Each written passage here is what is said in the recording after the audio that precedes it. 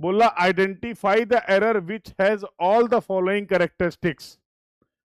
आपको उस एरर की बात करनी है जिसमें ये सारी कैरेक्टरिस्टिक्स होनी चाहिए, जिसमें ये सारी कैरेक्टरिस्टिक्स हो। तो दिस इज द क्वेश्चन। तो कुछ पहले इसकी डिटेल की बात कर लेते हैं। तो गेट 2022 का ये क्वेश्चन है, 2022 का ये क्वेश्चन है और क्वेश्चन है MCQ 1 मार्क का। चलिए भाई, क्या बोला गया है? बोला identify the error which has all the following characteristics caused by observers misunderstanding and carelessness. समझ नहीं पा रहे हैं और लापरवाही कर रहे हैं भाई साहब। यूजर, हाँ, reading an angle counter clockwise but recording is at clockwise angle.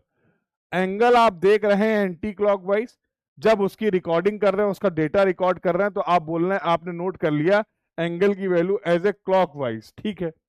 अगला इन्होंने बोला sighting the wrong target. Sighting किसी और टारगेट की करनी थी और दूसरा टारगेट आप देख रहे हैं। कुछ ज्यादा ही लापरवाही नहीं कर रहे हैं क्या? Poor judgment by the observer, नहीं जज कर पा रहे क्या लिखा हुआ है, क्या समझना है, क्या नोट करना है। इस तरीके की जो गलती होती है बेसिकली सर्वेयर की लापरवाही की वजह से होती है। सर्वे वर्क में there are 3 sources of error, जिसको आप बोलते थे सर ह्यूमन, जो सर्वेयर है उनकी वजह से human errors are possible, environmental error, natural errors are possible and instrumental errors are possible.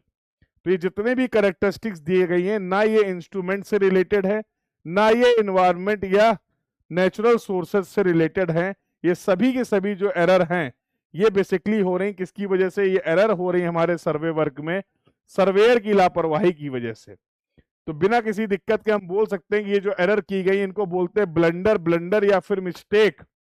देखो, क्यूमुलेटिव एरर, प्रोबेबल एरर और एक्सीडेंटल एरर, इन सबका एक पैटर्न होगा, systematic pattern will be there, ठीक है। रैंडमनेस होगी लेकिन एक डिफाइंड रैंडमनेस होगी। मिस्टेक की अब कब आपने गलत रीडिंग पढ़ ली, कब आपने गलत रीडिंग लिख दी, आप सही टारगेट को नहीं देख रहे, this type of error will not have any pattern, हाँ।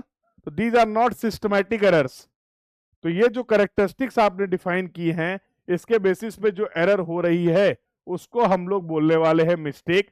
तो based on this explanation we will mark A as the correct answer for this question. इस क्वेश्चन के लिए जो करेक्ट आंसर हम लोग मार्क करेंगे वो हो जाएगा ए।